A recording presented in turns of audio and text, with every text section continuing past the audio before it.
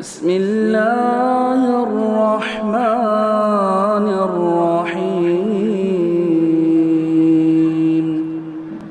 الحمد لله نحمده ونستعينه ونستغفره ونؤمن به ونتوكل عليه ونعوذ بالله من شرور أنفسنا ومن سيئات أعمالنا من يهده الله فلا مضل له ومن يضلل فلا هادي له وأشهد أن لا إله إلا الله وحده لا شريك له وأشهد أن محمدا عبده ورسوله أما بعد فإن خير الحديث كتاب الله وخير الهدي هدي محمد صلى الله عليه وسلم وشر الأمور محدثاتها وكل محدثة بدعة وكل بدعة ضلالة وكل ضلالة في النار.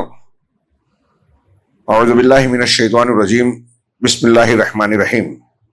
اعلموا ان اللہ شدید العقاب وان اللہ غفور رحیم. وقال تعالی فاذا فرغت فانصب والى ربك فارغب. وقال اولئک الذین يدعون يبتغون الى ربهم الوسیلة ایہم اقرب ويرجون رحمته ويخافون عذابه ان عذاب ربك كان محذورا. محترم حاضرین، آپ ہم دنیا کا کوئی بھی انسان اللہ رب العالمین کی معرفت رکھے، اس کی پہچان اس کے دل میں جاگزی ہو جائے کسی بھی حد تک، اور اس کے بعد وہ غور کرے کہ ہمارے خالق و مالک نے، رب کریم نے دنیا میں ہم کو کیا کچھ نعمتیں عطا فرمائی ہے، کتنے احسانات، کیسی کیسی گراں قدر نعمتیں ہماری جھولی میں ڈالی ہے.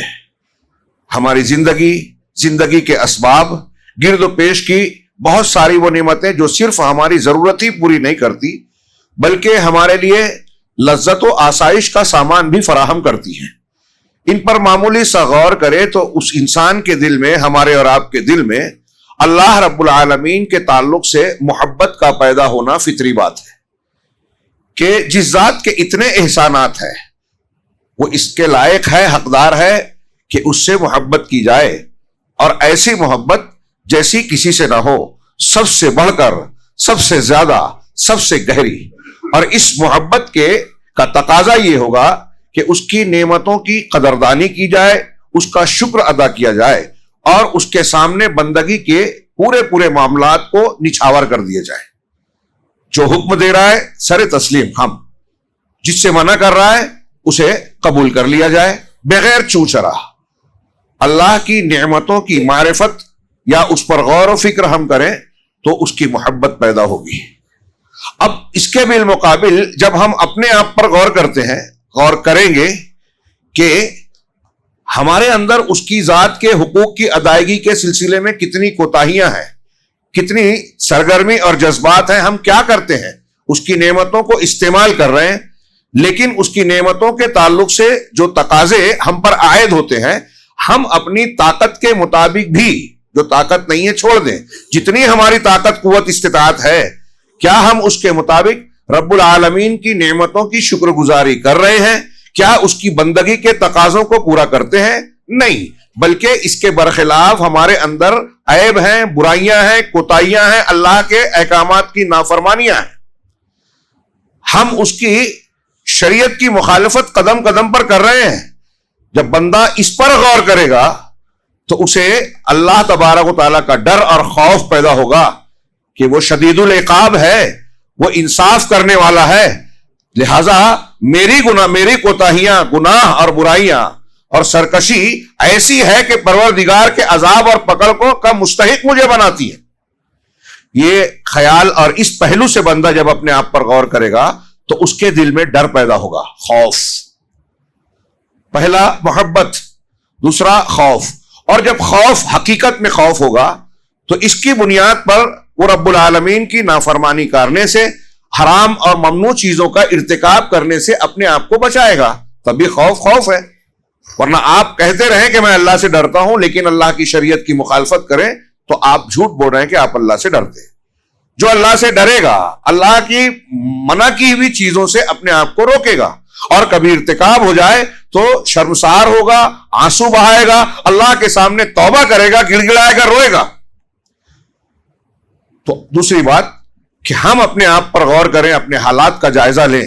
ہر کوئی شخص، مرد ہو، خاتون ہو، چھوٹا ہو، بڑا ہو، شعور رکھنے والا کوئی بھی شخص غور کرے تو محسوس کرے گا کہ مجھے اللہ سے ڈرنا چاہیے، میرے ایسے حالات ہیں۔ لیکن دوسری طرف جب وہ یہ غور کرتا ہے کہ اللہ رب العالمین کی ذات کیسی ہے، وہ اگرچہ شدید العقاب ہے لیکن غفور الرحیم بھی ہے، الرحمن الرحیم بھی ہے، الصمد بھی ہے، القیوم ہے، الحی القیوم ہے، وہ الوہاب ہے، المنان ہے، یعنی نوازشیں دینے والا ہے، کریم ہے، مطلب بغیر کسی عوض کے اپنے بندوں اور اپنی مخلوق پر احسانات کرنے والا ہے، فضل و کرم سے نوازنے والا ہے، الوہاب ہے، بڑا نوازنے والا ہے، المنان ہے، خوب انعام اور احسان کرنے والا ہے، الرحمن الرحیم ہے، رحمت سے اس کی ذات بھرپور ہے، اس نے 99 رحمتیں پیدا کی، ایک رحمت اتاری دنیا میں جس سے دنیا کی مائیں اپنے بچوں سے، انسان ہی نہیں جانوروں کی، اور کوئی انسان کسی انسان سے محبت کرتا ہے 99 اس کے پاس ہے، اور وہ تو سراپا رحمت ہے۔ اور اللہ نے ایک کتاب لکھ رکھی ہے جو اس کے پاس عرش پر ہے کہ ان رحمتی سبقت اور غلبت علی غضبی، میری رحمت میرے غضب پر غالب ہے۔ اس کی رحمت ہے جو ہمیں پال رہی ہے، اس کی رحمت ہے جو ہمارے گناہوں کے باوجود ہمیں چھوٹ دے رہی ہے۔ بڑے سے بڑے کافر اور مشرک کو فرعون کے دعوے کے باوجود کہ میں رب اعلیٰ ہوں، اللہ نے موسیٰ علیہ السلام کو بھیجا کہ اس کو سمجھاؤ، دلیلیں دو تاکہ وہ سمجھ جائے، اللہ کی خشیت اور ڈر دل میں پیدا کرے۔ اس کی توبہ کا دروازہ ایسے بڑے سے بڑے سرکش کے لیے بھی کھلے ہیں۔ جب ہم اس پہلو سے غور کرتے ہیں کہ رب اتنی رحمت والا ہے، واسع الرحمہ، رحیم رحمان ہے، نوازشوں سے بھرپور، لوگوں کو عطا کرنے والا، اس کے خزانے میں کوئی کمی نہیں، تو اس اعتبار سے بندے کے دل میں جب اللہ کو وہ پہچانے گا، بندے کے دل میں اللہ سے امید پیدا ہوگی، جس کو عربی میں رجا کہتے ہیں۔ قرآن مجید میں اس کے لیے رجا، رغبت اور طمع کا لفظ استعمال ہوا ہے، فَإِذَا فَرَغْتَ فَانْصَبْ وَإِلَىٰ رَبِّكَ فَارْغَب۔ جب تمہیں فرصت مل جائے زندگی کے دوسرے تبلیغ کے کاموں سے، نبی کو خطاب کر کے کہا، تو تم اپنے رب کی طرف متوجہ ہو جاؤ، محنت کرو۔ بعض نے ترجمہ کیا کہ تم اپنے رب کے لیے جو ہے عبادت و ریاضت میں لگے رہو، اپنے آپ اتنی عبادت کرو کہ تھک جاؤ۔ وَإِلَىٰ رَبِّكَ فَارْغَب، اور اپنے پروردگار کی طرف ہی امید کرو، دلچسپی لو، رغبت رکھو، کسی اور کی طرف نہیں۔ یہ تین چیزیں میں نے بیان کی، ایک اللہ سے محبت، دوسرے اللہ کا خوف، تیسرے اللہ سے رجا، امید، طمع، رغبت۔ یہ تینوں چیزیں ایمان کے 3 ارکان ہیں، عبادت کی 3 بنیادیں ہیں۔ کوئی انسان، کوئی بندہ اس سے خالی ہو کر، ان میں سے کسی ایک چیز کو چھوڑ کر اللہ کی عبادت کر ہی نہیں سکتا، اور کرے گا تو وہ بے روح عبادت ہوگی۔ عبادت کے لیے یہ ضروری ہے، بلکہ اس میں سے رجا پر آج گفتگو کرنا چاہتا ہوں۔ رجا اور امید یہ عبادات میں سے ایک عبادات ہے۔ ہمارے جو اعمال ہے، اللہ نے جن چیزوں کو ہم سے طلب کیا ہے، کچھ ظاہری اعضاء و جوارح کے عمل ہیں اور کچھ ہمارے قلب اور دل کے عمل ہیں۔ دل کے اعمال میں جیسے توکل ہے، خوف ہے، اللہ کا ڈر ہے، ہاں، ایسے ہی اللہ سے امید ہے، یہ ہمارے دل کا عمل ہے۔ اگر دنیاوی اعتبار سے بھی آپ غور کریں تو امید اور رجا ایک ایسی چیز ہے جو انسان کو عمل پر ابھارتی ہے، زندگی کی سرگرمیوں کی طرف لے جاتی ہے۔ اہل علم نے بیان کیا کہ اگر امید نہ ہو، رجا نہ ہو، تو کوئی اللہ کی عبادت کرے گا نہیں، بلکہ صرف مسجدوں نہیں، جو چرچ اور کلیسا ہیں، مندر ہیں، دوسرے مذاہب کی عبادت گاہیں ہیں، وہاں کوئی عبادت ہی نہیں کرے گا۔ عبادت اور عمل، دل کی عبادتیں ہوں یا اعضاء و جوارح کی عبادتیں ہوں، ان سب کو تحریک دینے والی جو چیز ہے امید ہے۔ سوچئے تھوڑی دیر کے لیے کہ ایک آدمی غیر مسلم ہو، ہندو ہو، پوجا پاٹ کرتا ہے، کیوں کرتا ہے؟ وہ اپنے عقیدے کے مطابق جس کی پوجا کر رہا ہے اس سے کچھ لینا چاہتا ہے، اس سے یہ مانگتا ہے کہ مجھے فلاں چیز دے، یا اس چیز سے یہ دعا کرتا ہے، پرارتھنا ان کی زبان میں، کہ مجھے ان مصیبتوں سے، پریشانیوں سے مکتی دے، بچائے، محفوظ رکھے. اور عمل عربی میں اردو الف والا عمل اور رجا کا مطلب یہی ہوتا ہے کہ اللہ تبارک و تعالیٰ سے حسن ظن رکھتے ہوئے کہ وہ ہمیں خیر دے گا اور شر سے بچائے گا. نیکیاں کر کے اور برائیوں سے بچ کے, یہ پوری امید کی تعریف ہوئی. نیکیاں کرتے ہوئے اور معصیتوں اور نافرمانیوں سے بچتے ہوئے اللہ تبارک و تعالیٰ سے امید اور حسن ظن رکھنا, یہ ہے رجا. تو کائنات میں جو بھی ہماری زندگی جی رہے ہیں ہم, امید اگر نہ ہو تو جینے کا حوصلہ ختم ہو جاتا ہے. جو لوگ نا امید ہو جاتے ہیں, قرآن میں بہت ساری دلیلیں, قرآن کی آیتیں ہیں جو یہ دلالت کرتے ہیں کہ اللہ سے نا امید ہو جانا کفر ہے, گمراہی ہے. اور جو لوگ نا امید ہو جاتے ہیں دنیاوی زندگی میں بھی دیکھیے, ایک آدمی ایک عورت کسی بنیاد پر خودکشی کر لیتا ہے. کیوں کرتا ہے؟ گویا اس کو نا امیدی نے گھیر لیا. اللہ کی وسیع رحمت سے وہ نا امید ہو گیا, مطلب اللہ کی رحمت پر اس کا ایمان نہیں رہا. میری پریشانی, میرا دکھ, میرا صدمہ ایسا ہے کہ اب مجھے اپنی زندگی ختم کر لینا چاہیے. جو بندہ اس درجے پر پہنچ گیا, گویا وہ اللہ تبارک و تعالیٰ کی رحمت کی کشادگی پر ایمان نہیں رکھتا. اللہ کی رحمت سے بدظن ہے کہ میں ایسا ہوں کہ معافی نہیں ملے گی, وہ ڈپریشن میں چلا جاتا ہے. نا امیدی اسے خودکشی پر ابھارتی ہے. آج بہت سارے نفسیاتی مسائل اور الجھنیں اور خاص طور سے مادہ پرست دنیا میں ایک آدمی امید لگاتا ہے, دنیاوی اعتبار سے ناکام ہو جاتا ہے, ڈپریشن میں چلا گیا, نا امید ہو گیا, گھر میں بیٹھ گیا, خودکشی کر لیا, بیماری کا شکار ہو گیا, ڈاکٹر لوگ اس کا علاج نہیں کر پا رہے ہیں, پاگل پن کا شکار ہو گیا ہے. خواتین میں یہ شرح زیادہ ہے کہ ایک چیز کو ٹارگٹ کرتی ہیں اور اس کے بعد جب وہ نہیں ملی تو اس کو سوچ کے اپنے آپ کو دماغی جو ہے بیمار بنا لیتے ہیں. اس کا علاج ایمان ہے. اس کا علاج ایمان کا یہ خاص حصہ یعنی رجا, اللہ سے امید ہے. اور اللہ سے امید جو کرے گا وہی اللہ پر بھروسہ بھی کرے گا, توکل بھی کرے گا. اور اللہ تبارک و تعالیٰ سے امید رکھنا یہ اہل ایمان کا ایک خاص عمل ہے جس کی قرآن کی بہت ساری آیات اور بہت ساری احادیث میں جس کی تعلیم دی گئی ہے. یہی میں ایک بات کا تذکرہ یہاں یہ بھی کر دوں کہ جب ہم نے یہ پڑھا, یہ جانا کہ عبادت کا ایک رکن ہے رجا, اور بلکہ ایک اہم عبادت ہے, دل کا عمل ہے, تو اسی سے یہ بھی نکل گیا, میں نے مثال دی تھی انسانوں اور دوسرے مذاہب کی, تو کوئی یہ نہ سمجھے کہ وہ جائز ہے. امید عبادت ہے, تو اس امید کو جب عبادت ہے صرف اللہ کے لیے خاص کرنا لازم ہے. اللہ تعالیٰ کا میں نے فرمان پڑھا, وَإِلَىٰ رَبِّكَ فَارْغَب, اپنے نبی سے کہا اللہ نے, وَإِلَىٰ رَبِّكَ فَارْغَب, اپنے پروردگار ہی کی طرف رغبت رکھیں, اسی سے امید کریں, کسی اور سے نہیں. اللہ جن چیزوں پر قدرت رکھتا ہے, اگر کوئی شخص ان میں کسی دوسرے سے امید رکھے, کسی قبر والے سے یہ امید رکھے کہ وہ اولاد دے گا یا دلائے گا, وہ بیماری سے بچائے گا, ہمارے گھر میں شفا دے گا یا دلائے گا, وہ خود نہیں دے گا, اللہ سے دلائے گا, اگر ایسا عقیدہ رکھے کوئی ان سے امید رکھتا ہے کہ میں وہاں ان کی قبر پہ جاؤں گا, چڑھاوا چڑھاؤں گا, طواف کروں گا, ایسا عمل اور ویسا عمل کروں گا, سفر کر کے جاؤں گا اور ان سے مانگوں گا, منت مانگوں گا, یہ کروں گا اور وہ کروں گا, اگر کوئی غیر اللہ سے کسی مخلوق پر امید رکھتا ہے تو یہ شرک ہے, شرک اکبر ہے, جس پر توبہ کیے ہوئے مر گیا تو کبھی جہنم سے نہیں نکلے گا. اس لیے اسے سمجھیں. اب ہمارے یہاں اس معاملے میں غور کیجئے کہ بہت سے لوگ سبب پر انحصار کرتے ہیں. دنیا کی شرکیات, ہمارے درس میں بات آئی تھی, دنیا میں جو شرک ہوتا ہے اس کی ایک وجہ یہ ہے کہ انسان مسبب جو اللہ ہے, کائنات کا نظام چلانے والا, تدبیر کرنے والا, نوازنے والا, حقیقی طور سے اس کائنات کی ایک ایک چیز کا انتظام کرنے والا الصمد القیوم جو اللہ ہے, اللہ کے اس معاملے کو, مسبب کو آدمی بھول جائے اور جو چیز اس کے لیے سبب بن رہی ہے, فائدے کا, نقصان کا, کسی بھی معاملے کا, اس پر انحصار کرنے لگے. مثلا ڈاکٹر نے علاج کیا تو ڈاکٹر کو سب کچھ سمجھ کہ یہ بھگوان ہے. گاہک آیا, یہ مجھے روزی دے رہا ہے, ایسا سمجھ لے. ہاں, گائے دودھ دے رہی ہے تو وہ فائدہ دے رہی ہے, چمڑا اور چھینگ بھی کام آتی ہے, تو کچھ لوگ اس کو عبادت کے لائق سمجھ کے پوجنے لگے, تو سبب کو پوجنے لگے.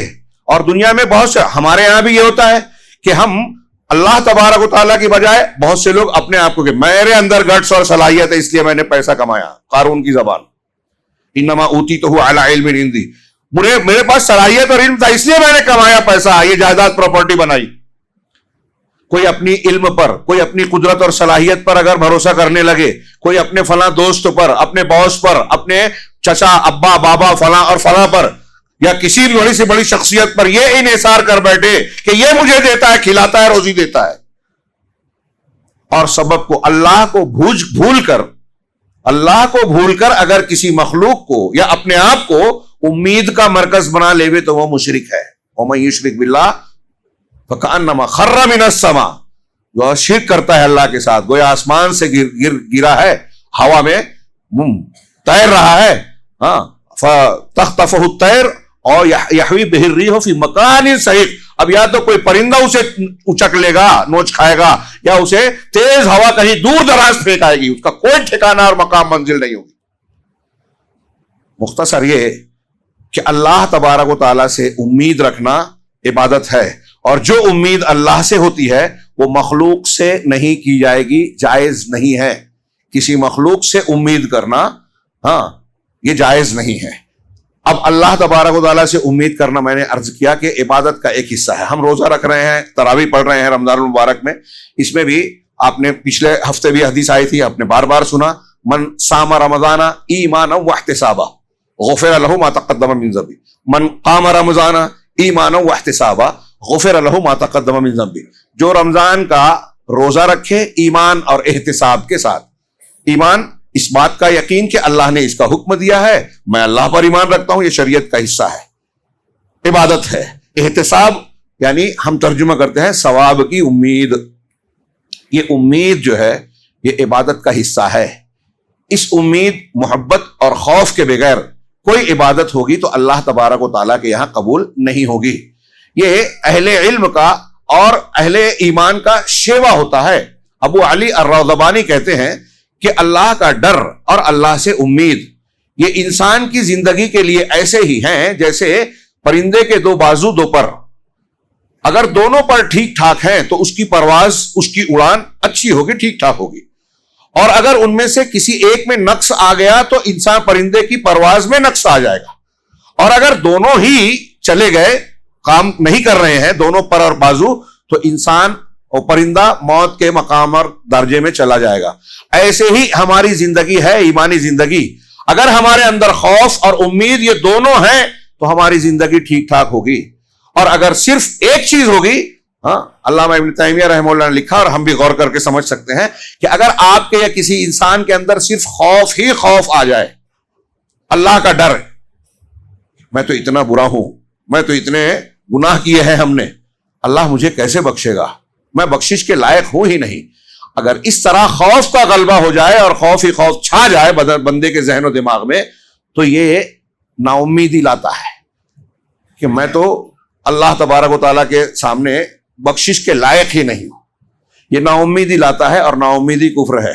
اور اگر امید ہی امید ہو جائے، ارے میں تو مسلمان گھرانے کا ہوں، فلاں خاندان کا ہوں، اہل حدیث ہوں، قرآن حدیث پر عمل کرتا ہوں، اور ایسا عقیدہ اور ویسا ہے، بڑھاپے میں توبہ کر لوں گا، رمضان میں معافی مانگ لوں گا، اس امید میں سراپا امید بن کے کہ بھائی گناہ تو ہے نا انسان کے اندر، وہ غفور الرحیم نہیں ہے کیا، امید ہی امید ہو جائے تو یہ انسان کو اللہ کے عذاب سے، اللہ کے مکر سے بے خوف بنا دیتی ہے۔ اور الامن من مکر اللہ، اللہ کے مکر سے۔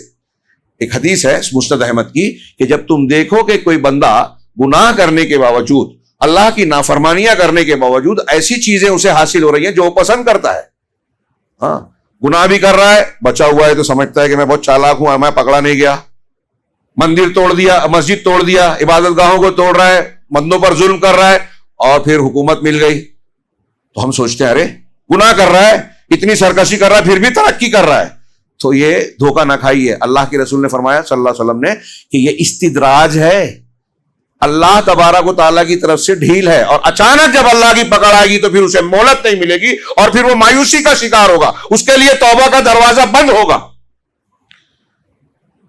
اس لیے اہل ایمان کی صفات میں یہ بتایا گیا کہ ان کے اندر امید ہوتی ہے خوف کے ساتھ، دونوں ساتھ ساتھ ہوتے ہیں۔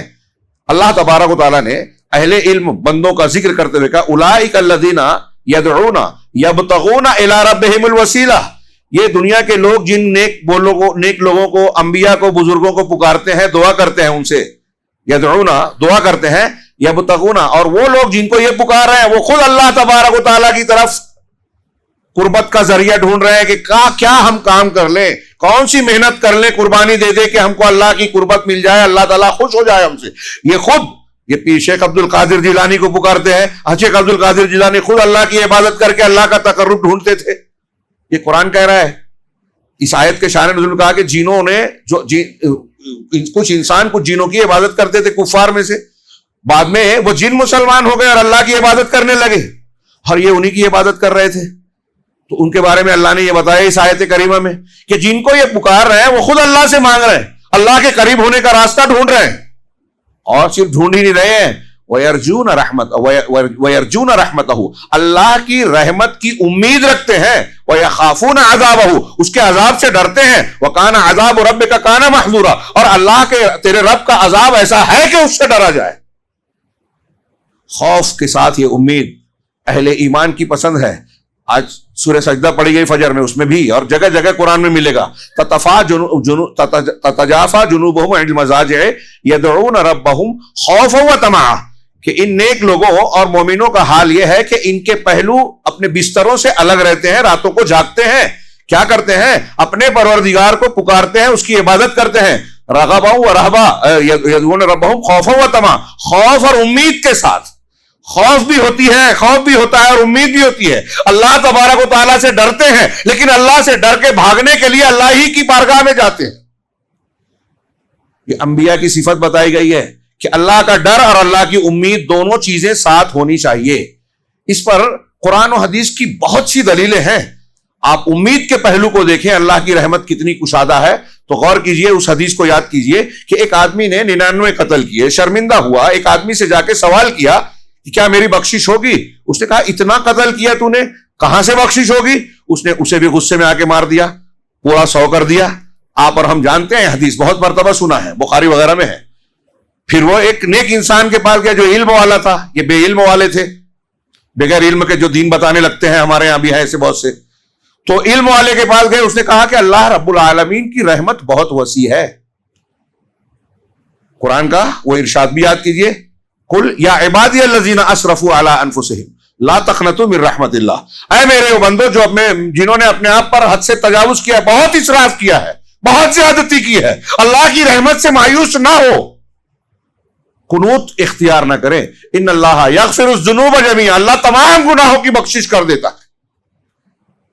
اللہ کی رحمت کیسی ہے؟ صحیح مسلم اور بخاری میں بھی غالباً یہ روایت ہے کہ ایک بندہ گناہ کرتا ہے اور اللہ تعالیٰ سے شرمندہ ہوتا ہے، اس کے ڈر میں آتے کہتا ہے رب اغفر لی، اذنبت رب اغفر لی، اور اللہ تعالیٰ اپنے فرشتوں سے کہتا ہے میرے بندے نے گناہ کیا، اور جانتا ہے کہ اس کا ایک رب ہے جو اس کے گناہ پر اس کو پکڑ بھی سکتا ہے، معاف بھی کر سکتا ہے، تم گواہ رہو میں نے معاف کیا۔ بندہ پھر سے وہی گناہ کرتا ہے، سچی توبہ کرنے کے بعد پھر سے سرزد ہو گیا، پھر کہتا ہے کہ پروردگار مجھے معاف کر دے۔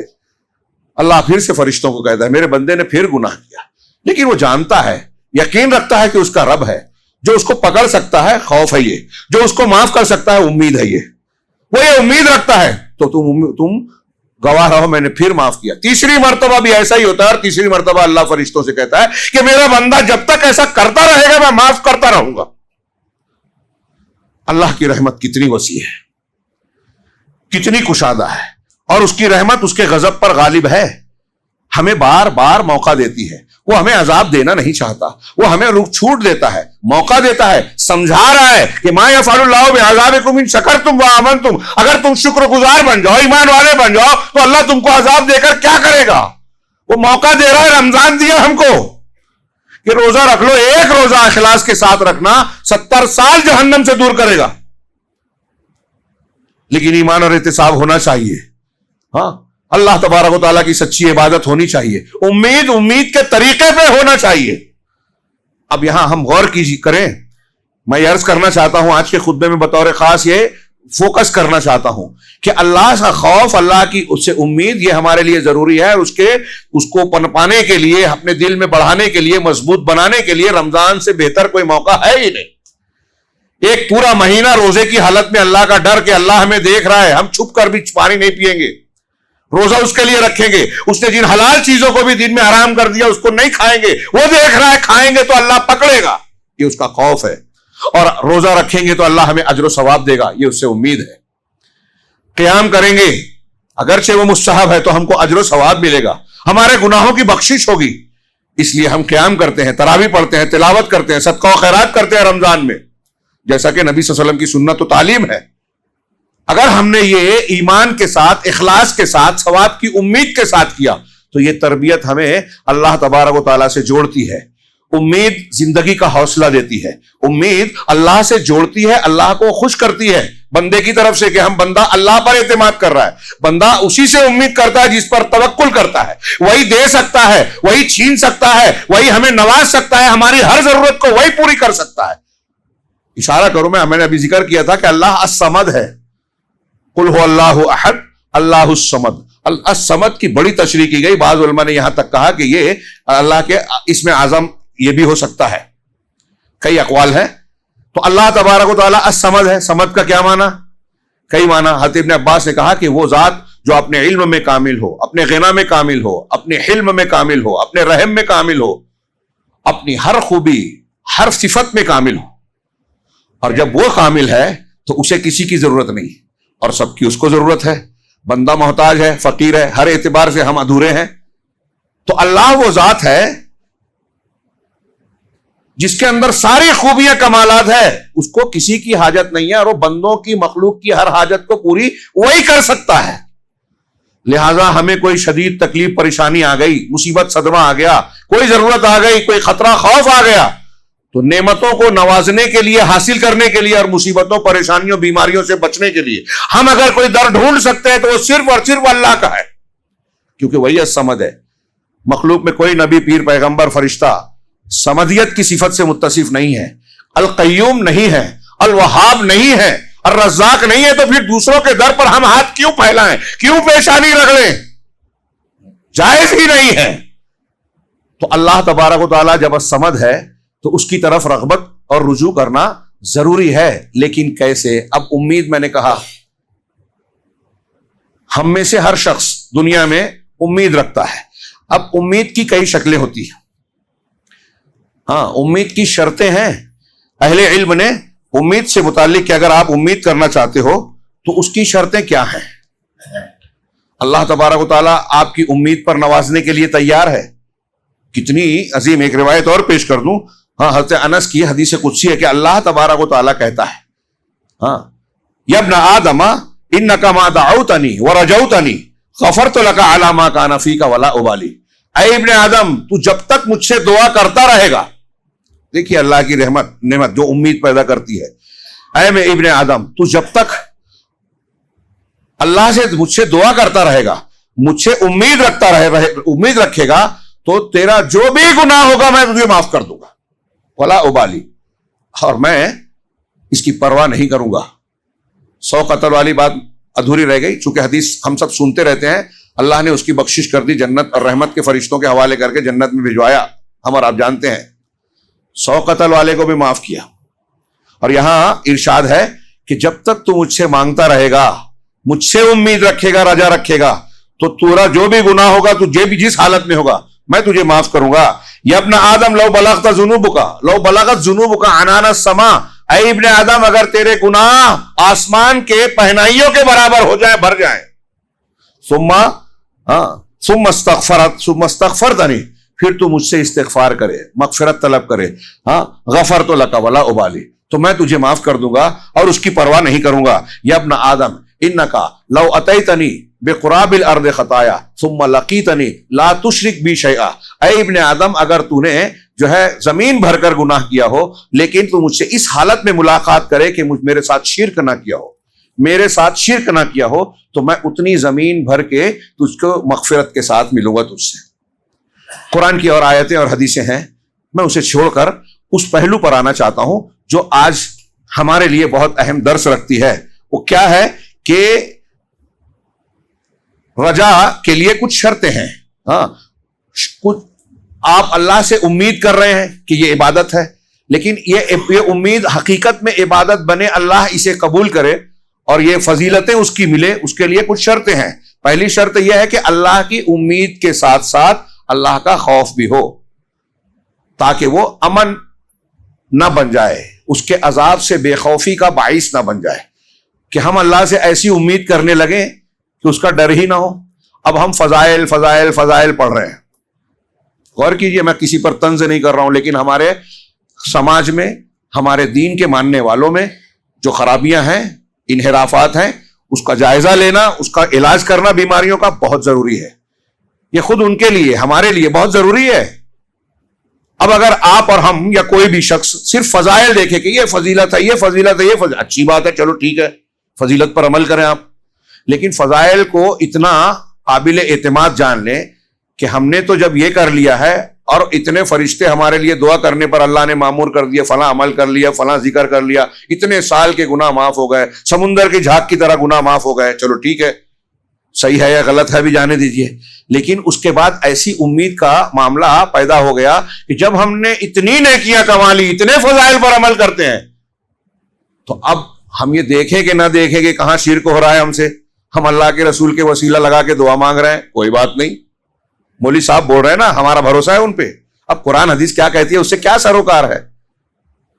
جن کے لیے اتارا تھا وہ پڑھتے ہیں، لکھتے ہیں، ترجمہ کرتے ہیں، چھاپتے ہیں، ہمارے لیے کوئی ضرورت نہیں ہے، قرآن مجید ہم سن لیتے ہیں تراویح میں، اب وہی قرآن کہہ رہا ہے کہ اللہ نے سود کو حرام کیا، ہم سود کا لین دین کر رہے ہیں، کیوں؟ مولوی صاحب کا فتویٰ ہے، ہندوستان میں کر سکتے ہیں، اسٹاک ایکسچینج میں اور فلاں جگہ پر جو اونچ نیچ ہے، سودی کاروبار ہے، اب مولوی صاحب خود اس کی تبلیغ کر رہے ہیں۔ اب ہمارے گھر میں بہن ہے، بیٹی ہے، اس کا حق ہم نے مار لیا، وہ بیچاری کچھ نہیں کر پائی، بیوی شوہر کے ماتحت ہے، اس کے حقوق کو سلب کر رہا ہے، حق ادا نہیں کر رہا ہے، بے وفائیاں کر رہا ہے، ظلم کر رہا ہے، فضائل پہ عمل کر لیا، معاف ہو جائے گا، کیونکہ اللہ تو کہتا ہے نا کہ یہ کر لو اتنے گناہ معاف ہو جائیں گے۔ اس کیفیت کو جو میں بیان کرنا چاہتا ہوں، غور کیجئے کہ یہ جو تھوڑی سی میں نے مثالیں دی، قدم قدم پر عقیدے، عمل، عبادات میں ہماری ایسی کوتاہیاں ہیں، اور ہم اپنے آپ کو تسلی دیتے ہیں کہ ارے میں فضائل پہ عمل تو کر رہا ہوں نا، رمضان میں میں نے شب قدر میں محنت کر لی ہے، اور اللہ نے وعدہ کیا ہے کہ روزہ رکھ لیا، قیام کر لیا تو تمہارے سارے پچھلے گناہ معاف، تو اب میں نے جس کا حق مارا ہے، جس پر ظلم کیا ہے، جو حرام کھایا ہے، حرام گھر میں بھرا ہے، وہ سب معاف ہو گیا۔ نہیں، غلط فہمی ہے، یہ دین کو نہیں سمجھنا ہے۔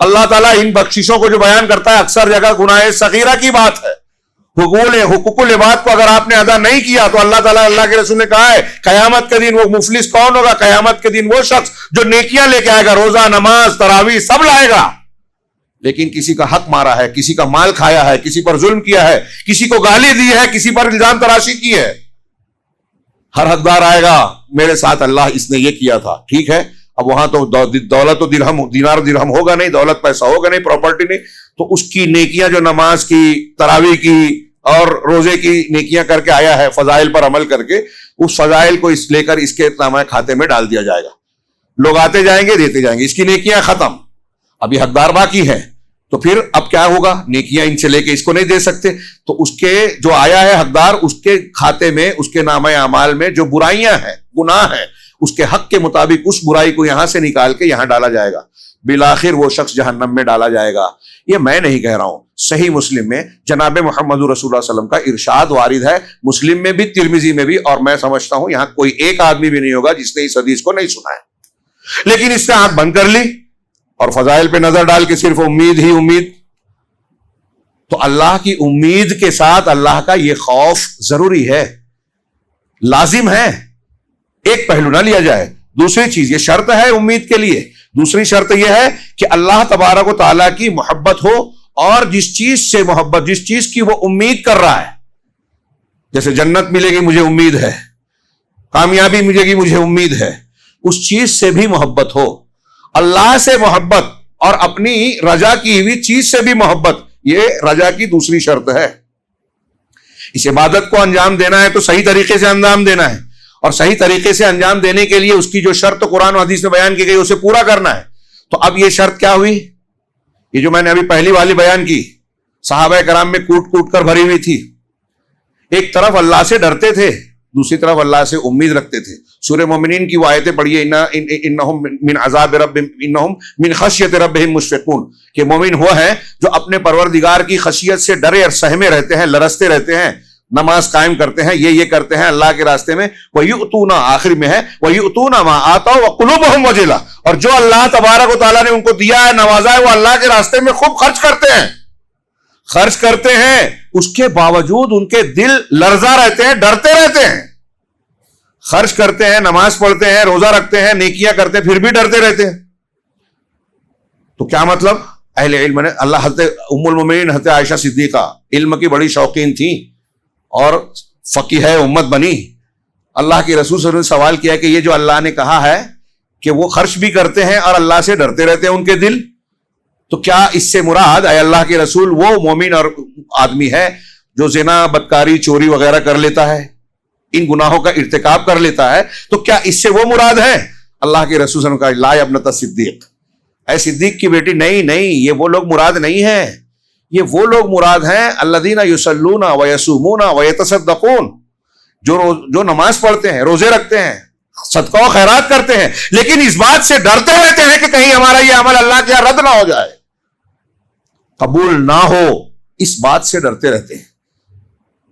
ہم روزہ رکھ رہے ہیں, ہمیں اس بات سے ڈرنا چاہیے. پچھلے ہفتے جو حدیث بیان کی گئی تھی کہ ایک مومن کا بندے کا کام یہ بھی ہے کہ جو نیکی عبادت کر رہا ہے اس پر غور کرے کہ میں صحیح کر رہا ہوں, اس پر غور کرے کہ وہ قابل قبول ہو, اس پر غور کرے کہ وہ رد نہ ہو جائے. تو مومنین ڈرتے رہتے ہیں. اب دیکھیے صحابہ کا حال, کتنا روتے تھے. عمر فاروق کتنی مرتبہ جنت کی بشارت ملی, کتنے فضائل بیان کیے گئے, لیکن روتے ہیں. کیسے روتے ہیں؟ ہاں, کاش حضرت ابو موسیٰ اشعری سے ان کا مکالمہ بخاری میں پڑھیے, کاش اللہ تبارک و تعالیٰ مجھے جنت نہ دیتا, کم سے کم مجھے جہنم سے نجات دے دیتا. ان کے ایک الفاظ علامہ ابن رجب حنبلی نے روایت نقل کی, کہا کہ حضرت عمر کہتے ہیں کہ اگر قیامت کے دن اعلان کیا جائے کہ اللہ نے سارے لوگوں کو بخش دیا سوائے ایک آدمی کے, تو میں سوچوں گا کہ وہ ایک میں تو نہیں ہوں. حضرت حذیفہ جو اللہ کے رسول کے رازدار تھے, منافقین کی خبر رکھتے تھے, ان سے پوچھتے تھے عمر فاروق کہ منافقین کی جو فہرست اللہ کے رسول نے آپ کو بتائی ہے اس میں میرا نام تو نہیں ہے نا؟ کون پوچھ رہا ہے؟ عمر فاروق. ہاں, یہ کیوں تھا؟ یہ اللہ کا ڈر تھا, امید کے ساتھ. وہ حدیث بھی آپ نے سنی ہے کہ سر راہ چلتے چلتے حضرت حنظلہ اپنی زبان سے کہہ رہے ہیں نافقہ حنظلہ. ارے حنظلہ تو منافق ہو گیا. ابو بکر صدیق مل گئے, سن لیا, کہا تم یہ کیوں کہہ رہے ہو؟ کہا ہوتا یہ ہے کہ ہم جب اللہ کے رسول صلی اللہ علیہ وسلم کی مجلس میں ہوتے ہیں, قرآن کی آیتیں سنتے ہیں, ہاں, تو ہمارے اوپر جو کیفیت طاری ہوتی ہے, اللہ رب العالمین کے تعلق سے محبت, ڈر, خشیت جو طاری ہوتی ہے, ایمانی جذبات ہوتے ہیں, جب ہم اپنے گھر میں کاروبار میں ہوتے ہیں, دکانوں میں ہوتے ہیں, کاروبار میں لگ جاتے ہیں اور بال بچوں میں ہوتے ہیں, تو یہ کیفیت بدل جاتی ہے. تو یہی تو نفاق ہے کہ یہاں کچھ اور ہے اور وہاں کچھ اور ہے. حالانکہ یہ نفاق نہیں, یہ حالات کی تبدیلی, جذبات کا اور طبیعت کے مزاج میں تبدیلی ہوتی ہے. کبھی آدمی خوش ہوتا ہے, کبھی غمگین ہو جاتا ہے. تو بہرحال حضرت حنظلہ دیکھیے, یہ ان کا ڈر, اللہ کے رسول, تو وہ بھی کہا کہ یہ کیفیت تو ہماری بھی ہے. گئے نبی کریم صلی اللہ علیہ وسلم کے پاس اور سنا, آپ کو بتایا, تو کہا کہ یہ نفاق نہیں ہے, لیکن یہ الگ الگ حالات اور کیفیات ہوتی ہیں. نبی کریم صلی اللہ علیہ وسلم کہ اگر تمہاری وہ حالت جو میری مجلس میں ہوتی ہے اور اللہ کے ذکر کے وقت جنت جہنم کے تذکرے میں ہر 24 گھنٹہ رہنے لگے, تو فرشتے تمہارے بستروں اور راستوں میں تم سے مصافحہ کریں گے. میں کہنا یہ چاہتا ہوں, اہل علم نے ان روایتوں, اصولوں اور صحابہ کے ان حالات کو نقل کر کے تبصرہ کیا کہ صحابہ کرام اور سلف کی یہ حالت تھی کہ وہ نیکیاں کر کر کے اللہ سے ڈرتے تھے, اور ہماری کیفیت یہ ہے کہ ہم برائیاں کر کر کے بھی بے خوف ہیں.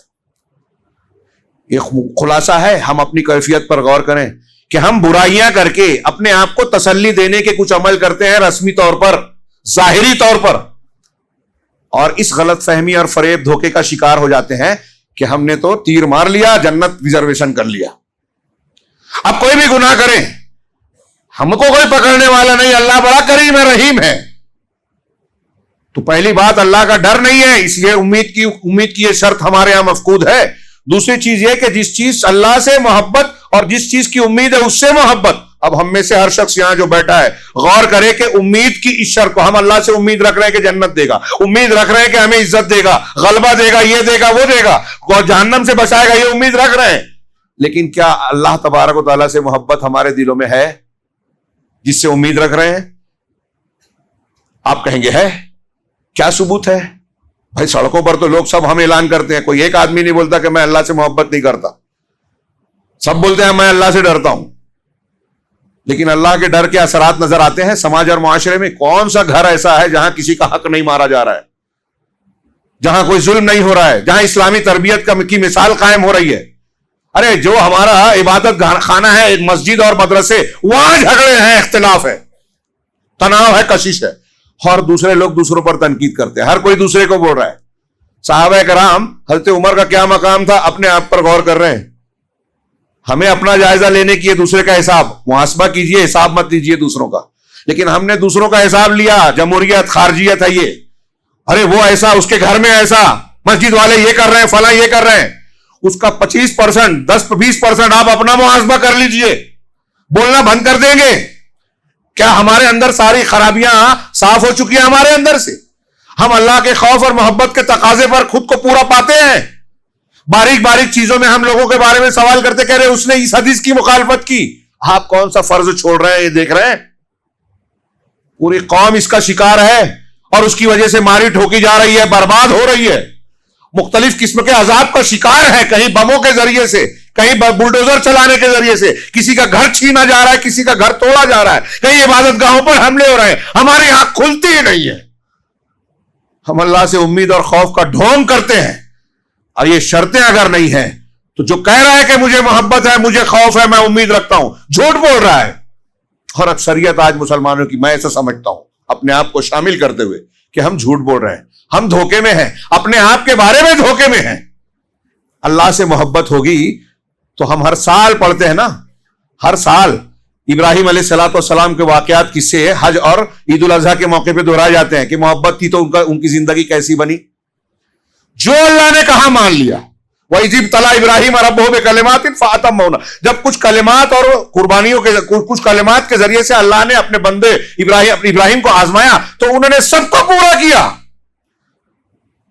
بیٹے کے گلے پہ چھری چلا دی، بیوی بچے کو بے آب ہو گیا میدان میں چھوڑ آئے، وطن سے ماں باپ کو اور رشتہ داروں اور وطن کو چھوڑ دیا، گھر گھر بار چھوڑ دیا، کس کے لیے؟ اللہ کے۔ یہ ہے محبت۔ ہم محبت کرتے ہیں، ہمارے اندر کوئی بری عادت ہے، کسی انسان نے اپنی بہن کا، بیٹی کا حق مار کے اپنے ہاتھ میں کر لیا، کاغذ میں تبدیلی کر دی، اچھا وکیل کر لیا، اب ہم بتا رہے ہیں کہ حرام ہے، تو اللہ کی محبت اور اللہ کا خوف اس کو فوراً اصلاح کی طرف کرتا ہے کہ بہن آؤ، میں معافی چاہتا ہوں، یہ تمہاری زمین، تمہارا حق، تمہارا حصہ تم لے لو۔ کتنے ہم سنتے ہیں ایسے؟ کوئی بری عادت ہے، کوئی گناہ اور غلطی اور ظلم ہو رہا ہے، اس کا تصفیہ ہم کرتے ہیں، کسی سے قرض لے کر بیٹھ گئے، بھول گئے، جان بوجھ کر نہیں دیا، آج اللہ نے نواز دیا تو اس قرض دینے والے کے ساتھ معافی مانگ کر اس سے تصفیہ کرنے کے لیے ہم تیار ہوتے ہیں۔ ہمارے اندر یہ تبدیلی نہیں آتی، رمضان آتا ہے چلا جاتا ہے۔ میں نے گزشتہ ہفتے ذکر کیا کہ ہم تو اس کی بھی فکر نہیں ہے، ایک آدمی چیخ چلا کے بول رہا ہے، آپ سے آگے کہتا ہے کہ یہ شرک ہے، تو ہم اسی کو گالی دینے لگتے ہیں۔ ایک آدمی مزارات پہ جا کے ماتھا ٹیک رہا ہے، امید دوسروں سے باندھ رہا ہے، اولاد دوسروں سے مانگ رہا ہے، جادو ٹونا کر کے مصیبتوں کا حل کرنا چاہتا ہے، جو کفر کا عمل ہے۔ کر بھی رہے ہیں کچھ لوگ، کروا بھی رہے ہیں، کما رہے ہیں دنیا دین کے نام پر، کھلواڑ بنا رکھا ہے اللہ کے کلام کو، دین کو، کہ حلال کو حرام اور حرام کو حلال بنائیں گے یہودیوں کی طرح، اور پھر کہیں گے کہ اللہ سے محبت ہے، اللہ سے امید ہے۔ یہ جو میں نے ابھی اشارہ کیا کہ کچھ لوگ جیب میں رکھ کے فتوے گھوم رہے ہیں، ہندوستان میں سودی لین دین کر سکتے ہیں، بہت سارے حرام چیزوں کو حلال بنانے کا فتوا جیب میں رکھ کے لوگ گھوم رہے ہیں۔ فتوا دینے والے کون ہیں؟ قرآن حدیث کا بظاہر جو لے کے گھوم رہا ہے، سمجھ رہا ہے یہ عالم ہے اور اس کے بولنے سے یہ ہو جائے گا۔ کہاں کہاں خرابیاں ہیں۔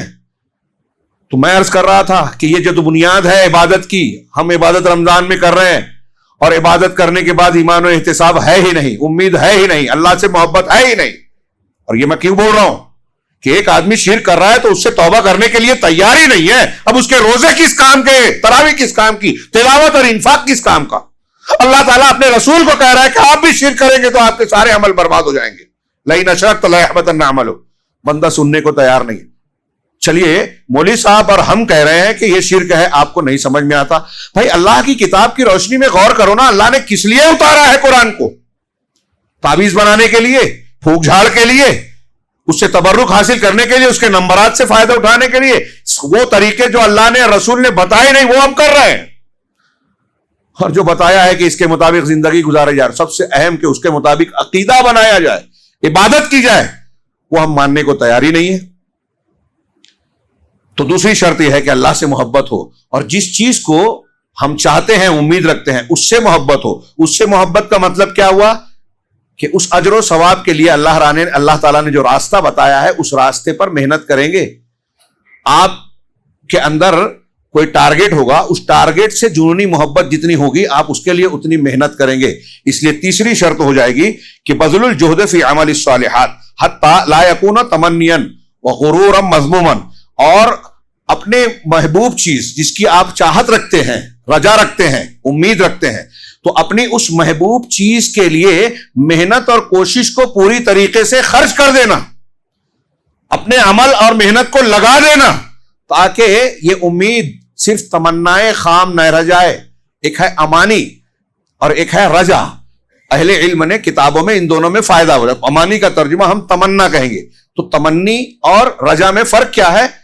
تمنی یہ ہے کہ آپ تمنا جو چیز چاہتے ہیں اس کے لیے کوئی محنت نہ کریں، کوئی کوشش نہ کریں، سیریس نہ ہو اور سوچیں کہ اللہ مجھے معاف کر دے گا، مجھے جنت دے دے گا.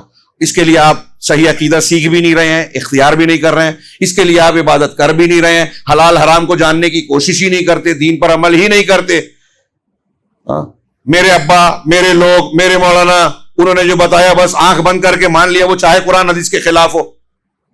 یعنی دین ہمارے نزدیک جو ہے وہ ہلکی چیز ہے، اس کے لیے ٹائم نہیں دینا ہے. دنیا کمانے کے لیے فیس بھر بھر کے اونچی ڈگری حاصل کریں گے کہ اچھی زندگی، اچھا جاب ملے. چند سالوں کی زندگی کے لیے اتنی فکر، ہمیشہ کی زندگی کے لیے ہمارے پاس ٹائم نہیں ہے، فکر نہیں ہے، اس میں سیریس ہی نہیں ہے ہم کہ قرآن سمجھے، حدیث سمجھے، صحیح عقیدہ کیا ہے، توحید شرک کیا ہے. یہ مولوی صاحب جو بولتے رہتے ہیں یہ بکواس نہیں ہے، تمام انبیاء کی دعوت ہے، قرآن کی بنیادی دعوت ہے. ہم قرآن کی عزت کر رہے ہیں، سن رہے ہیں اجر و ثواب کے لیے، لیکن وہ جو کہہ رہے ہیں مان نہیں رہے، سمجھ نہیں رہے.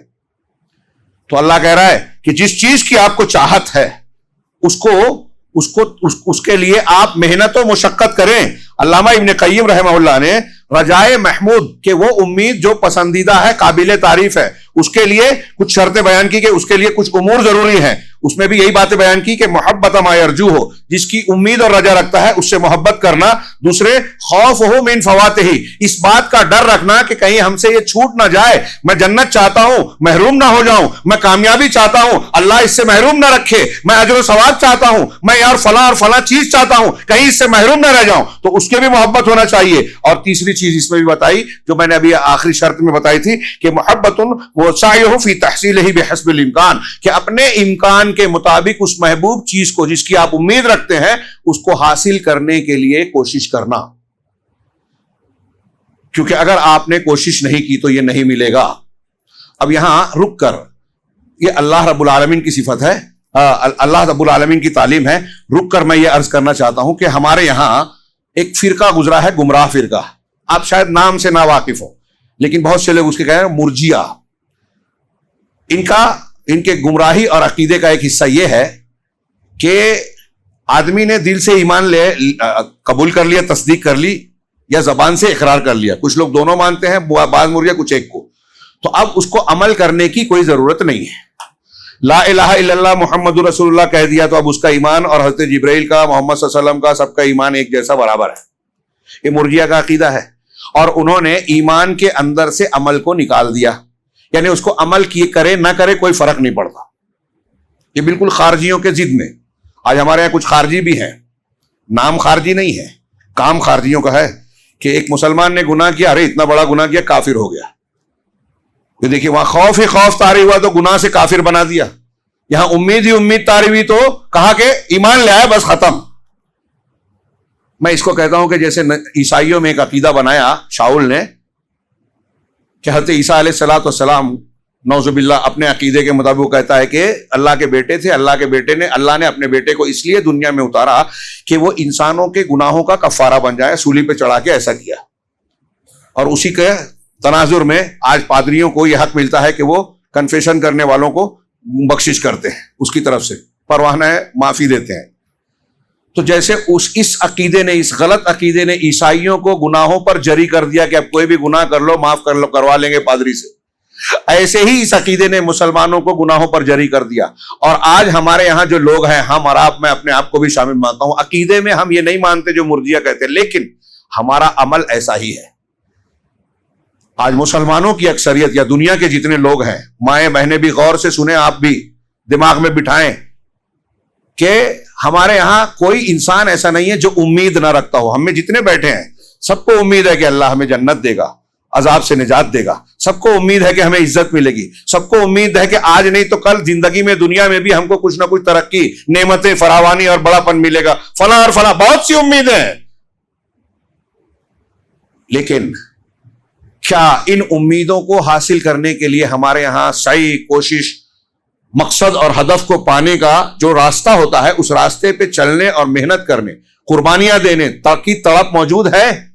جتنے لوگ بیٹھے ہیں ہر ایک اپنے اپنے دل سے پوچھے، اور میں یہ کہوں گا کہ پوری دنیا میں مسلمانوں کے علاوہ غیر مسلم بھی ہو، وہ بھی امیدیں رکھتا ہے، اور یہی امید تو زندہ رکھتی ہے انسان کو۔ میں نے کہا کہ اگر امید نہ ہو تو عبادتیں نہیں ہوگی، یہ میں نہیں، علماء نے لکھا۔ عبادت گاہوں میں کوئی آئے گا نہیں، ہم آ رہے ہیں یہاں نماز پڑھنے، امید لا رہی ہے ہمیں کہ اللہ ہماری عبادت کو قبول کرے گا اور ہم کو انعامات سے نوازے گا، گناہوں کی معافی دے گا۔ یہ امید ہی زندگی ہے، امید ہی عبادت ہے، عبادت کی جڑ بنیادوں میں سے ایک ہے۔ لیکن میں سوال یہی کرنا چاہ رہا ہوں، بار بار کر رہا ہوں، اور ہو سکتا ہے کہ کچھ لوگوں کو اکتاہٹ محسوس ہو رہے، لیکن اس پر سنجیدگی سے غور کریں۔ اس رمضان المبارک میں اگر یہ سبق ہم نے اپنے دل و دماغ کو پڑھا دیا، اس پر تربیت کر لی، تو سمجھ لیجئے کہ اللہ رب العالمین نے ہم کو کامیابی کے راستے پہ ڈال دیا، ہماری امید کو حقیقی امید بنا دیا۔ اگر امید کے لیے کوشش نہیں ہے تو اس کو تمنائے خام، جھوٹی امید کہتے ہیں، غرور اور شیطانی دھوکہ کہتے ہیں۔ اب ہم اگر عمل نہیں کر رہے ہیں، اپنا عقیدہ نہیں سدھار رہے ہیں، قرآن حدیث کے حلال و حرام کو سمجھنے کی کوشش نہیں کر رہے ہیں، اور جاننے کے باوجود اس کی مخالفت کر رہے ہیں، گناہ کر رہے ہیں، جانتے ہیں کہ گنہگار ہیں، توبہ نہیں کر رہے ہیں، تو ہماری امید بیجا ہے، تمنا ہے، شیطانی دھوکہ ہے۔ جتنے بھی لوگ امید رکھتے ہیں، اور میں ایسا سمجھتا ہوں کہ میں اپنے آپ کو شامل کر کے، میں، آپ سب آج اسی جھوٹی امیدوں کا شکار ہیں۔ ہم دعائے قنوت پڑھتے ہیں، قنوت نازلہ، کہ اللہ فلسطین کے مسلمانوں کو بچا، محفوظ رکھ، ہماری مسجدوں کو محفوظ رکھ، مدرسوں کو محفوظ رکھ۔ محفوظ ہیں؟ ہاں، آزمائش آتی ہے، مومن بندوں پر بھی، انبیاء پر بھی آئی، لیکن آزمائش میں اور عذاب میں فرق یہ ہوتا ہے کہ جن کو اللہ آزماتا ہے ان کو ذلیل اور رسوا نہیں کرتا، ان کی دعائیں قبول کرتا ہے۔ آج ہم غور کریں کہ ہماری دعائیں قبول ہو رہی ہیں کیا؟ ہم ذلیل و خوار نہیں ہو رہے ہیں کیا؟ اللہ ہماری سن رہا ہے کیا؟ ہاں، ہر طرف سے، میں عوام ہی نہیں خواص کی بات کر رہا ہوں، کہ دہشت کے شکار ہیں، سہمے ہوئے ہیں، ہمارے خلاف پوری دنیا میں سارے کفر کی دنیا اکٹھا ہے، قوانین بن رہے ہیں، گھیرا جا رہا ہے، ہمارے درمیان لوگوں کو خریدا جا رہا ہے، اور وہ بک رہے ہیں، اور ہمارے نوجوانوں کو گمراہ کر رہے ہیں، اور وہ جھوٹی امیدوں کے ساتھ ان کے پیچھے چل جاتے ہیں، صحیح منہج، صحیح عقیدے کو چھوڑتے ہی نہیں ہیں، صحیح ماننے والوں کی مخالفتیں کرتے ہیں، اور سمجھتے ہیں کہ تیر مار رہے ہیں، دین کی خدمت کر رہے ہیں۔ یعنی جو امید کا مرکز تھا، اس مرکز کو بھی تباہ کر دیا لوگوں نے، اور ہم اس کا شکار ہیں۔ تو اس مرجیہ والے عقیدے میں آج ہم اور سب آپ مبتلا ہیں، محنت نہیں کر رہے ہیں، امید کے تقاضے کو اور شرطوں کو پورا نہیں کر رہے ہیں، امید کی چیزوں کو حاصل کرنے کے لیے جو اللہ کی عبادت ہے، اس کی جو بنیادی شرط ہے وہ ہمارے یہاں نہیں پائی جاتی۔ ہم عمل کے بغیر کامیابی چاہتے ہیں۔ ایسے ہی ایک آدمی جو بغیر کھیتی کیے ہوئے چاہتا ہے کہ اس کے کھیت میں فصل اگے، بغیر شادی کیے ہوئے چاہے کہ اس کو اولاد مل جائے، ہو ہی نہیں سکتا۔ جب آپ امید کر رہے ہیں تو جس چیز کی آپ کو امید ہے، اس امید کے حاصل کرنے کا جو راستہ اللہ نے بتایا ہے، اس راستے کو اختیار کرنا پڑے گا، دین پر عمل کرنا پڑے گا، اور اس سے پہلے دین کو سیکھنا پڑے گا، اور سیکھنے کے بعد اس پر عمل کرنا پڑے گا۔ کوئی مخالفت کرتا ہے، کرتا رہے۔ یہی تو امتحان ہے کہ آپ اللہ کو خوش کرنا چاہتے ہیں یا لوگوں کو۔ لیکن انسانوں کا مزاج جو ہے وہ بگڑا ہوا ہے، ہمارا اور آپ کا۔ یا تو ہم بری امیدوں کا شکار ہیں یا نا امیدی کا۔ میں وقت زیادہ ہو رہا ہے، بس یہ ایک دو قرآن کی آیتیں جو رجا کی ضد ہے مایوسی نا امیدی، اس سے متعلق قرآن کی 2-4 آیتیں سناتا ہوں۔ اللہ رب العالمین کا فرمانا ہے کہ لا يسأم الانسان من دعاء الخیر وان مسه الشر فیئوس قنوط، کہ انسان بھلائی مانگنے سے انسان کبھی تھکتا نہیں، ہمیشہ اللہ سے مانگتا رہتا ہے، اللہ مجھے یہ چاہیے، مجھے یہ چاہیے، مجھے یہ چاہیے، تھکتا نہیں مانگنے سے۔ لیکن اگر اسے کوئی شر، تکلیف، مصیبت، بیماری، شر کا ترجمہ کہیں کر رہا ہوں، کوئی شر اور مصیبت پہنچ جاتی ہے فیئوس کفور، تو وہ فیئوس قنوط، تو وہ انتہائی مایوس اور نا امید ہو جاتا ہے۔ یاس مایوسی کو کہتے ہیں، مایوسی کہ آپ کو، کسی انسان کو یہ یقین ہو جائے کہ میرا یہ کام نہیں ہوگا، فلاں چیز نہیں ہو سکتی، یہ مایوسی نا امیدی ہے۔ تو اللہ تبارک و تعالیٰ سے یہ انسانی مزاج ہے۔ اللہ تبارک و تعالیٰ نے کہا کہ اذا اذقنا الناس رحمتا فرحوا بها، جب ہم انسان کو اپنی جانب سے کوئی رحمت پہنچاتے ہیں، اس کا مزہ چکھاتے ہیں، تو اس پر وہ مگن ہو جاتے ہیں، خوش ہو جاتے ہیں، تھوڑی دولت، تھوڑی نعمت مل گئی، ارے میں بہت مزے میں ہوں، میں ایسا ہوں، میں ویسا ہوں، تو اس پہ مست رہتا ہے، اترانے لگتا ہے۔ ہاں وَإِن تُصِبْهُمْ سَيِّئَةٌ، لیکن اگر کوئی برائی اس کو لاحق ہو جاتی ہے، مصیبت پریشانی ہو جاتی ہے، کیسے؟ بِمَا قَدَّمَتْ أَيْدِيهِمْ، ان کے اپنے کرتوتوں کے نتیجے میں، اذا ہم یقنطون، تو نتیجے میں وہ نا امید ہو جاتے ہیں۔ اولم یروا ان اللہ یبسط الرزق لمن یشاء ویقدر، کیا دیکھتے نہیں کہ اللہ جسے چاہتا ہے روزی میں کشادگی دیتا ہے اور جسے چاہتا ہے تنگ کرتا ہے۔ یہاں یہ بھی یاد رہے کہ جس کی روزی تنگ ہے اللہ اس سے ناراض ہے، ایسا نہیں ہے۔ جس کو بہت دولت، شہرت، عہدہ ملا ہے تو اللہ اس سے بہت خوش ہے، ایسا نہیں ہے۔ غور کیجیے، اگر یہ معیار ہوتا تو فرعون اللہ کا پسندیدہ ہوتا۔ ہم کہتے ہیں اتنی دولت، اتنی نعمت، اتنی حکومت ملی ہے تو کیا پسندیدہ تھا؟ نہیں۔ یہ دنیاوی معیار اکثر اس دھوکے میں بھی لوگ پڑتے ہیں کہ میں اتنا گناہ کر رہا ہوں پھر بھی پیسے کما رہا ہوں، میں اتنا گناہ کر رہا ہوں پھر بھی سماج کے لوگ مجھے سلام ٹھوک رہے ہیں، میری عزت کر رہے ہیں، بلا رہے ہیں، میرے گھر میں رشتہ کرنا چاہتے ہیں۔ ہر ایک آدمی نیک ہے، متقی، پرہیزگار ہے، مسجد میں امامت کر رہے ہیں، اذان دے رہا ہے، تنخواہ کم ہے تو سماج میں وقار ہی نہیں ہے۔ رشتہ کہیں بھیج دے تو اس کو لڑکی قبول ہی نہیں کرے گی، گھر والے قبول نہیں کریں گے کہ نہیں نہیں، اس کا معیار، اسٹیٹس اتنا نیچے ہے۔ یہ دنیا کا معیار ہے، اللہ کے ہاں یہ معیار بالکل نہیں ہے۔ ہاں، اللہ کے ہاں معیار ایمان ہے۔ قرآن و حدیث میں آپ کتنا پڑھیں گے کہ کوئی اگر ایسا بھی انسان ہوتا ہے کہ وہ غبار آلود ہے، گھروں سے، دروازوں سے اسے بھگا دیا جاتا ہے، ربا اشعث مدفوع بالابواب لو اقسم علی اللہ لا بر، لیکن اللہ کے اس کا یہ مقام ہے کہ اللہ پر کوئی قسم کھا لے تو اللہ اس کو پورا کر دے گا۔ اللہ کہتا ہے، اللہ کے رسول کہتے ہیں، ہم سنتے ہیں، سناتے ہیں، مانتے نہیں ہیں کہ تم میں سب سے بہترین وہ ہے جو قرآن پڑھے اور پڑھائے۔ آج ہمارے سماج میں اس کا درجہ کیا ہے؟ ہاں، سب سے بہترین IT والا ہے، سب سے بہترین بڑے جاب والا ہے، سب سے بہترین بڑے عہدے والا ہے، اس کے پیچھے لوگ آگے پیچھے جائیں گے۔ اچھی صحبت علم کے حصول کے لیے اہل علم کے پیچھے نہیں۔ کون سا میں معاملہ ذکر کروں؟ تو اللہ تبارک و تعالیٰ کہہ رہا ہے کہ معاملہ یہاں ایسا ہی ہوتا ہے۔ حضرت ابراہیم علیہ السلام کے واقعے میں ہے کہ جب فرشتے ان کے پاس آئے اور کہا کہ ان نبشروں کا بغلام علیم، کہ ایک صاحب علم بچے اور فرزند کی آپ کو بشارت دیتے ہیں، تو انہوں نے کہا قال ابشرتمونی علی ام مسنی الکبر، کہ کیا مجھے اس حالت میں جب کہ بڑھاپا لاحق ہو چکا ہے، میں بڑھاپے میں آ گیا ہوں، اس پر تم مجھے بشارت دے رہے ہو؟ فبما تبشرون، تو کس بات کی خوشخبری دے رہے ہو؟ بوڑھا ہو گیا ہوں، بچے کی بشارت دے رہے ہو؟ تو فرشتوں نے کیا کہا کہ قالوا بشرناک بالحق، ہم آپ کو سچی بشارت دے رہے ہیں، یہ اللہ رب العالمین کی طرف سے ہے۔ فلا تکن من القانتین، تو آپ نا امید لوگوں میں سے نہ ہو جائیں۔ حضرت ابراہیم کو کہا کہ قانت، اللہ تعالیٰ بشارت دے رہا ہے، اللہ کی قدرت سے کچھ باہر نہیں ہے، آپ بوڑھے ہو گئے تو کیا ہوا؟ تو حضرت ابراہیم نے کہا قال ومن یقنط من رحمت ربہ الا الضالون، ہاں صحیح بات ہے کہ اللہ کی رحمت سے تو صرف وہی لوگ نا امید ہوتے ہیں جو گمراہ ہیں۔ دوسری جگہوں پہ ہے کہ جو خسارہ اٹھانے والے ہیں وہی اللہ کی رحمت سے نہ ہو۔ تو حضرت ابراہیم کہہ رہا ہے کہ میں اللہ کی رحمت سے نا امید نہیں ہوں، میں بوڑھا ہو گیا ہوں، اس بات سے تھوڑا سا نا امید تھا۔